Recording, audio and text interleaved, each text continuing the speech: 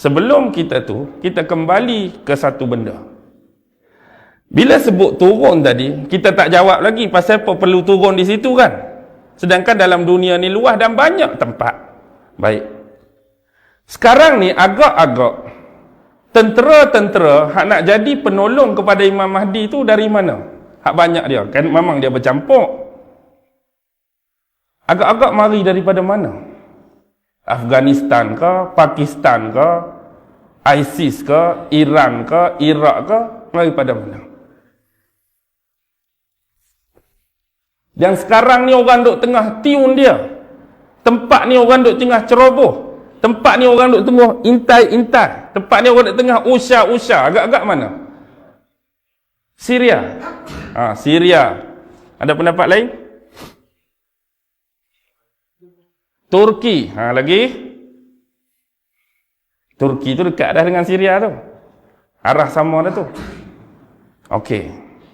Clue dia, tengok pada rukun setiap Kaabah kita. Semua akan jadi tempat sasaran dan tempat fitnah paling besar. Kita ada rukun Iraqi, rukun Yamani, rukun Syami, rukun Hajar Aswad.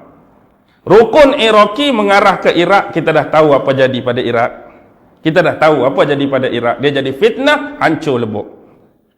Rukun Syami, Syam sekarang, Syria, bergolak, tak berhenti, perang, timbul ISIS macam-macam. Rukun Yamani, Syiah Houthi, orang duk serang macam-macam. Cuba cari tiun mana arah Hajar Aswad. Saya tak mau jawab di sini malam ni, anda cari. Agak-agak arah tu duk kat mana? Saya tu malah nak jawab. Anda carilah. Lah ni orang duk usah, orang duk terai, orang duk apa, insya-Allah masih boleh bertahan. Carilah dalam Google ke dalam apa nak guna trajektor ke apa. Duk mana ustaz nak cakap ni rukun Hajar Aswad ni. Lepas tu jangan pula nanti jawapan dia, ustaz saya dah jumpa dah. Betul-betul depan tangga rumah saya ustaz. Tu mengarutlah. Last sekali betul-betul depan tangga rumah saya. Tu tak boleh nak pakai lah. Okey, baik. Tengok situ cari.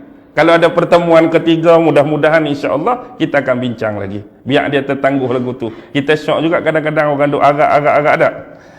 Okey.